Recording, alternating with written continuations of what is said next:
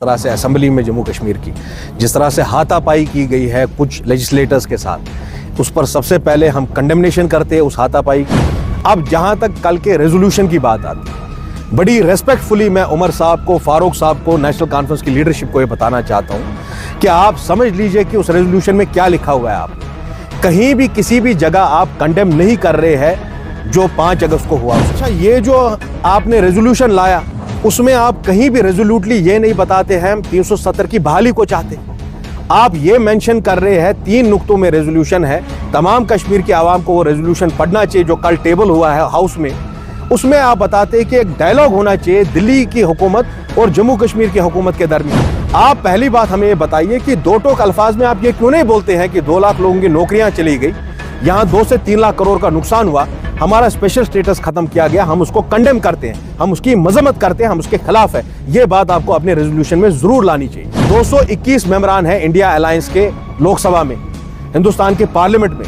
हम चाहेंगे कि यहां तो आपकी अक्सरियत थी, अगर आप इंडिया अलायंस का पार्ट थे, कांग्रेस आपके साथ है, टीएमसी आपके साथ है, डीएमके आपके साथ है, समाजवादी पार्टी आपके साथ है, तो आप एक रेजोल्यूशन हिंदुस्तान के ऐवान पार्लियामेंट में लाए जहां 221 मेंबरान कम से कम आपके साथ है।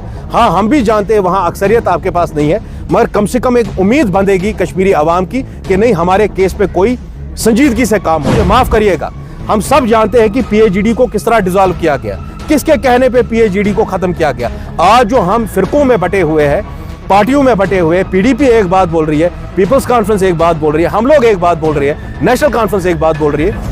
ये इस तरह से कौम बढ़ती नहीं। अगर पीएचईडी आज के दिन भी उसी तरीके से काम करती, उसी तरह से कायम और दायम रहे। सबको सोचना पड़ेगा कि कौन वो लोग थे जिन्होंने पसे पर्दा रात के अंधेरे में पीएचईडी का सौदा किया, कश्मीर का सौदा किया, आर्टिकल 370 का सौदा किया। फारूक साहब, मुझे माफ करिएगा, मुझे आज भी याद है 82 में शेख साहब के गुजरने के बाद उस सब कमेटी का आपने क्या हाल किया, उस तहरीक का आपने क्या हाल किया। मैं आज की हुकूमत और अपोजिशन दोनों से कहना चाहता हूं, आज वक्त था कि सजाद लोन और उमर अब्दुल्ला एक साथ बैठते।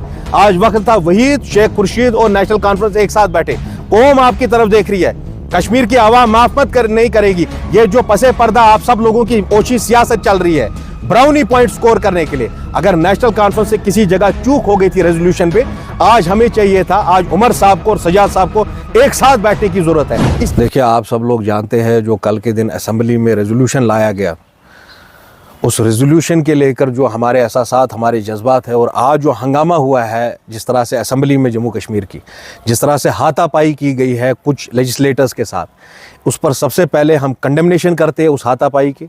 और मैं स्ट्रांगली डिमांड कर रहा हूं रहीम रातर साहब जो हमारे स्पीकर हैं, वो एक्शन लेंगे तमाम उन लेजिस्लेटर्स के खिलाफ जो रकस कर रहे हैं हाउस में, जो हाथापाई कर रहे हैं, जो यूज़ ऑफ फोर्स कर रहे हैं।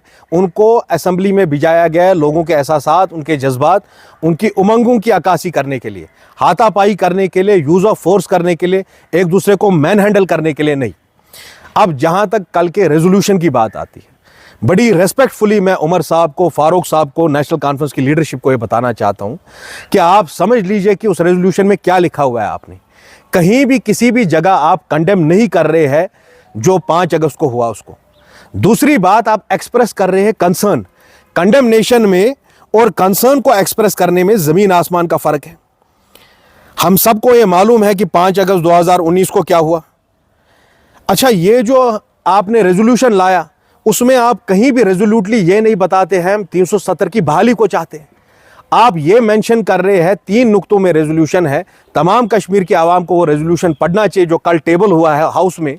उसमें आप बताते हैं कि एक डायलॉग होना चाहिए दिल्ली की हुकूमत और जम्मू कश्मीर की हुकूमत के दरमियान।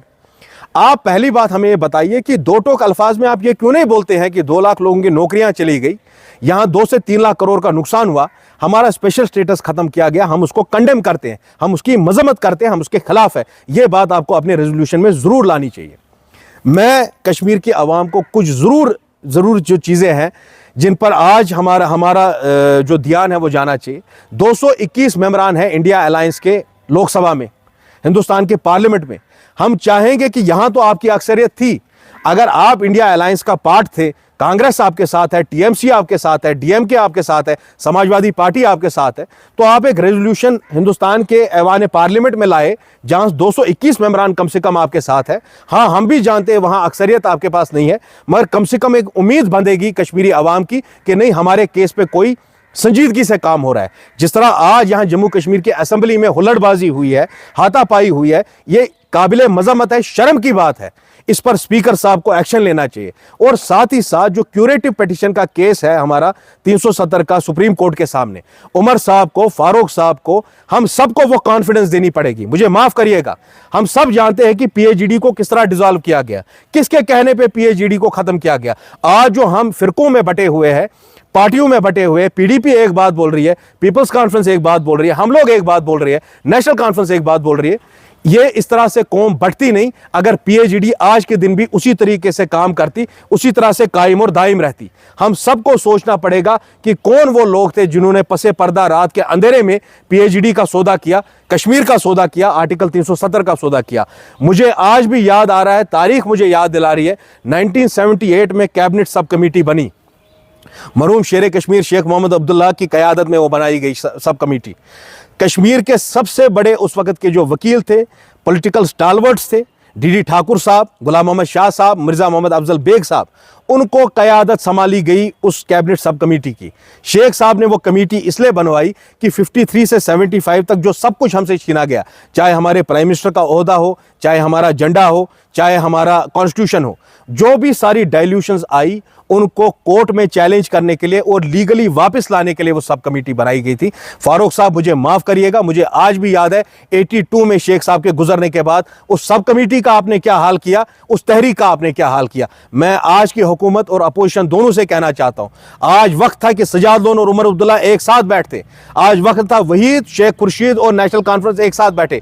कौम आपकी तरफ देख रही है, कश्मीर की आवाम माफ नहीं करेगी। ये जो पसे पर्दा आप सब लोगों की ओछी सियासत चल रही है ब्राउनी पॉइंट स्कोर करने के लिए, अगर नेशनल कॉन्फ्रेंस से किसी जगह चूक हो गई थी रेजोल्यूशन पे, आज हमें चाहिए था, आज उमर साहब को और सजाद साहब को एक साथ बैठने की जरूरत है। इसलिए हमने पीएचईडी बनाया था। उस पर भी जवाब देने की जरूरत है कि पीएचईडी क्यों डिसॉल्व किया गया, कुछ इलेक्शन की सीटें जीतने के लिए।